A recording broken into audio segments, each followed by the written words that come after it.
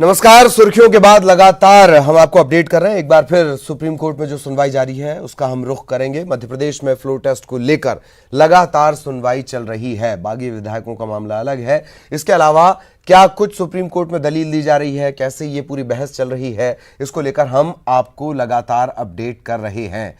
कांग्रेस के वकील सिंघवी लगातार दलील दे रहे हैं। कोर्ट स्पीकर के अधिकार क्षेत्र में दखल ना दे, ये सिंघवी का कहना है। 16 लोगों के बाहर होने से हाउस सीमित होगा,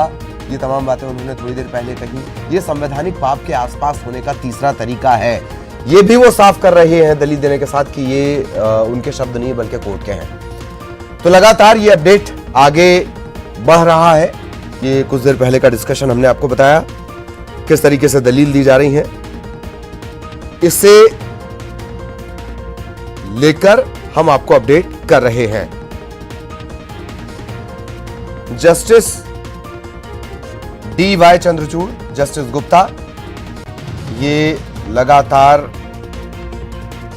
सवाल भी कर रहे हैं, पूछ भी रहे हैं और उम्मीद है कि बहुत जल्द कोई बड़ा फैसला सबसे बड़ी अदालत से आ सकता है। विधायक सभी एक साथ कार्य कर रहे हैं, ये एक राजनीतिक ब्लॉक हो सकता है, हम इसमें कोई दखल नहीं दे सकते। संसद या विधानसभा के सदस्यों को विचार की कोई स्वतंत्रता नहीं है, वे व्हिप से संचालित होते हैं। ये सुप्रीम कोर्ट ने बातें कही है। सुप्रीम कोर्ट ने कहा कि नियम के मुताबिक इस्तीफा एक लाइन का होना चाहिए, ये इस दौरान साफ किया गया है।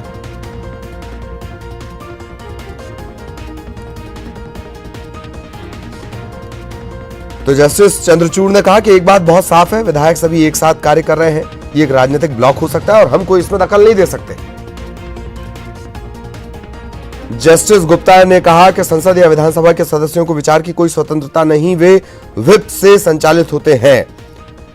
सुप्रीम कोर्ट ने कहा कि नियम के मुताबिक इस्तीफा एक लाइन का होना चाहिए। सहयोगी शंकर लगातार हमारे साथ दिल्ली से बने हुए हैं। शंकर, ऐसा लगता है कि बहुत जल्द फैसला आ सकता है सूबे के सियासी भविष्य का। शंकर,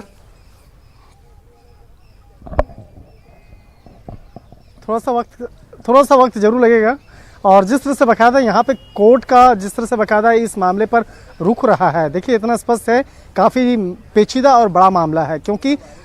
कोर्ट भी आज बकायदा इस मामले को आज कह चुके हैं। इस मामले पर यह सिर्फ मध्य प्रदेश का मसला नहीं बल्कि एक राष्ट्र का एक बड़ा मसला है और इस मामले का एक बेहतर तरीके से समाधान होना जरूरी है। अगर बात करें कि जिस तरह से बकायदा कोर्ट ने अगर कोर्ट की जो टिप्पणी अगर कहें तो वो कोर्ट की टिप्पणी है कि ये एक राष्ट्र का एक बड़ा मसला है। तो इस मामले पर जिस तरह से बकायदा देखिए, थोड़ी देर पहले अभिषेक मनु सिंघवी जो स्पीकर के वकील भी हैं, जो मध्य प्रदेश विधानसभा स्पीकर के वकील हैं, बकायदा उन्होंने कहा कि देखिए जिस तरह से वहाँ पर तमाम विधायक जो 16 विधायक हैं कांग्रेस के जो बेंगलोर में हैं और बीजेपी नेताओं के साथ बैठे हुए हैं, उनके द्वारा जो एक इस्तीफा भेजा गया तो वो इस्तीफा भी जो है वो सही नहीं है। उस इस्तीफे पे भी उन्होंने सवाल उठाया। कायदे से वो जो इस्तीफा होना चाहिए एक लाइन की होनी चाहिए, जो एक संवैधानिक तरीका है, जो संवैधानिक आधार है, संवैधानिक तरीके से बाकायदा इस्तीफा भेजा जाता है, एक लाइन की होनी चाहिए। लेकिन काफ़ी लंबी लाइन हो तो उस मसले पे भी सवाल उठाया गया। तो कहीं न कहीं यहाँ पे मामला जो है कोशिश की जा रही है कि हर तरह से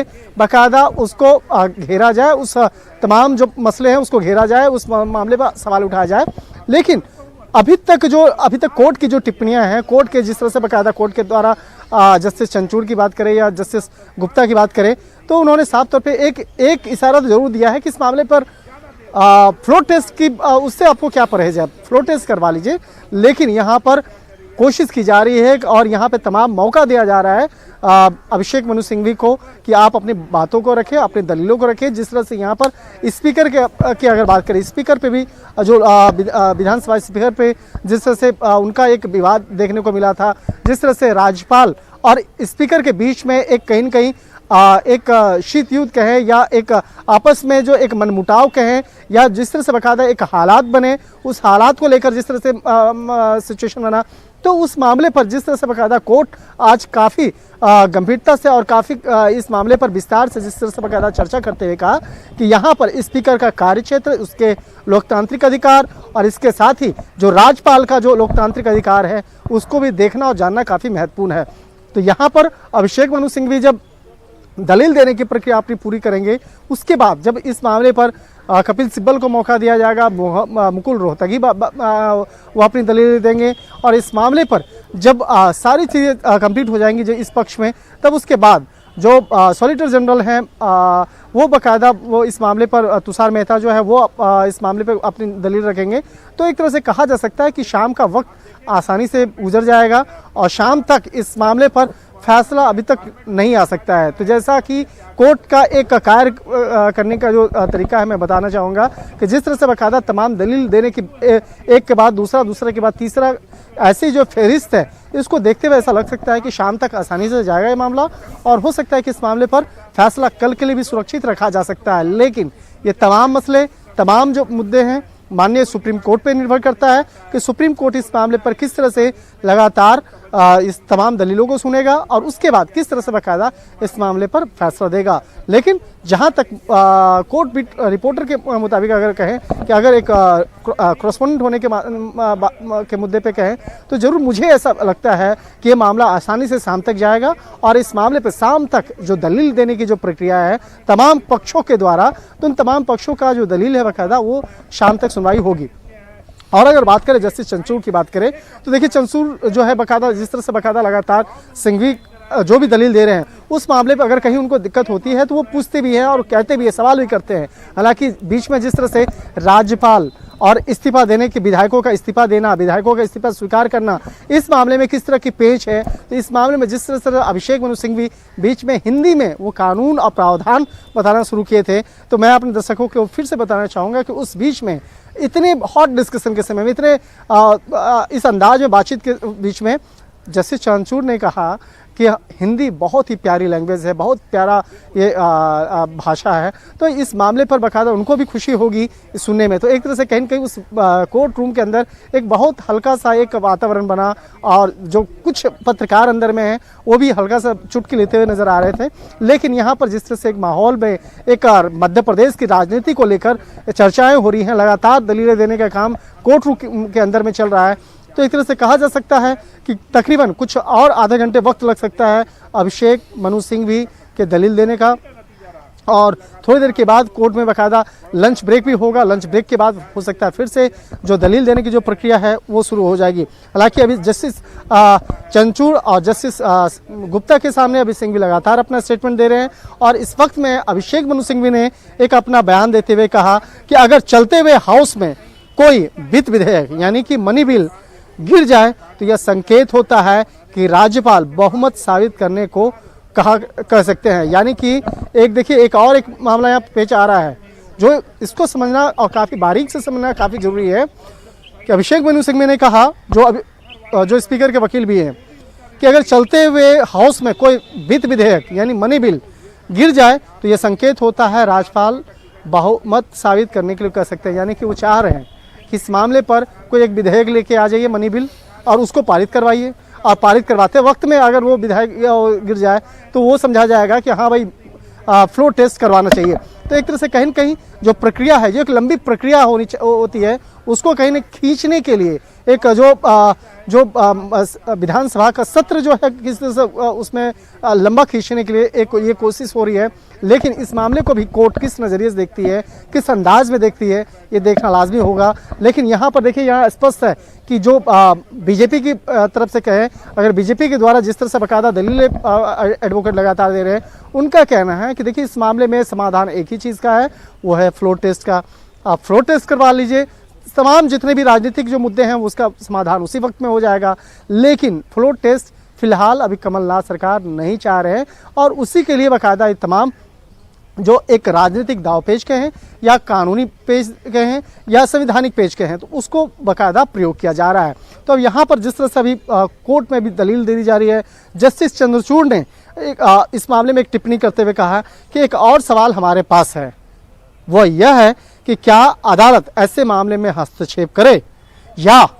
राज्यपाल संविधान के अनुसार अपने स्वयं के उपायों पर प्रयोग कर सकते हैं या काम कर सकते हैं। यानी या फिर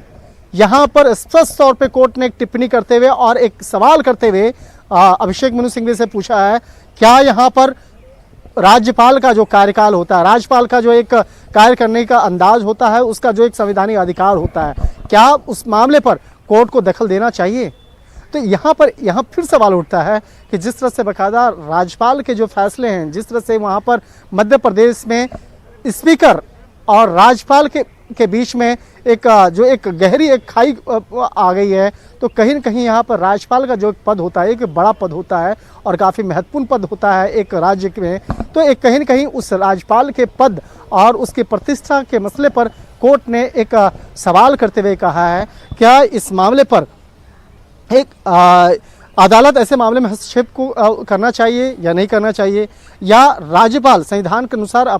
अपने स्वयं के उपायों का काम कर सकता है या नहीं कर सकता। तो एक तरह से कहा जा सकता है कि यहाँ पर एक इशारा जो है साफ तौर पे देने की कोशिश हो रही है, हालांकि उसके कई मतलब निकाले जा सकते हैं, लेकिन एक तरह से कहीं न कहीं कोर्ट के द्वारा इस मामले पर एक साफ तौर पे मैसेज देने की कोशिश हो रही है कि किसी भी राज्य में राज्यपाल का जो कार्य होता है, उसका जो अधिकार होता है, उसका जो एक संवैधानिक अधिकार और उसका एक रूपरेखा होता है, उसको आप नज़रअंदाज नहीं कर सकते हैं। और यहाँ पर जिस तरह से राज्यपाल चाह रहे थे कि वहाँ पर फ्लोर टेस्ट हो और जितना जल्द से जल्द वहाँ पे फ्लोर टेस्ट हो, देखिए उनके द्वारा, राज्यपाल के द्वारा मुख्यमंत्री कमलनाथ को कई बार खत लिखा गया और साफ तौर पे कहा गया कि जल्द से जल्द फ्लोर टेस्ट होना चाहिए। तो यहाँ पर उन्हीं तमाम मसलों को बाकायदा कोर्ट में सुनवाई हो रही है। तो इन तमाम मसलों की सुनवाई हो रही है और जैसा कि लगातार शंकर जानकारी दे रहे हैं, दो और नाम इस बीच आए। एक तो आया जिसका हम लगातार SR बोम्मई केस, जिसका लगातार हम रेफरेंस दे रहे हैं अपने दर्शकों को, और ये केस दरअसल एक माइलस्टोन बन गया राज्यपालों की मनमानी के खिलाफ। 89 में एक केस शुरू हुआ था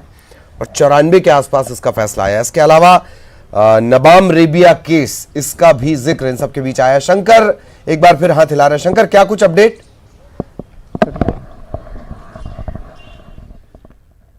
चलिए, शंकर हमारे साथ अभी नहीं जुड़े हैं। शंकर से हम फिर संपर्क करने की कोशिश करेंगे, कुछ तकनीकी दिक्कत है, उन तक आवाज नहीं पहुंच पा रही है। तो ये लगातार अपडेट जो सुप्रीम कोर्ट से निकल कर आ रहे हैं और इसके जो ये माना जा रहा है, जैसे कि हमने शुरुआत में कहा कि हो सकता है जल्द फैसला आ जाए, लेकिन ये तय है जिस तरीके से पूरी कार्यप्रणाली होती है, जिस तरीके से पूरे काम चलते हैं। शंकर जिस तरीके से जानकारी दे रहे थे, ये लग रहा है कि जो केस है वो शाम तक इसमें ये जो पूरा कन्वर्सेशन है, ये जो पूरी सुनवाई है, ये शाम तक जाएगी। ये भी हो सकता है कि अदालत अपने फैसले को कल तक के लिए सुरक्षित रख ले। बोम्मई और नबाम रेबिया केस का हवाला दिया गया है। नबाम रेबिया केस, ये भी दरअसल एक स्पीकर थे तत्कालीन अरुणाचल का जिक्र जब भी आता है, और 2011 के आसपास के चुनाव का ये पूरा घटनाक्रम है। -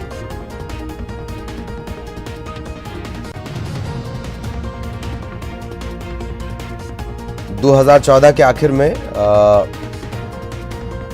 ये अरुणाचल प्रदेश का पूरा घटनाक्रम है, इसका जिक्र बार बार आ रहा है। कर्नाटक के बाद अगर किसी केस का रेफरेंस दिया जाता है तो वो अरुणाचल प्रदेश का ही है, 2014 का मामला।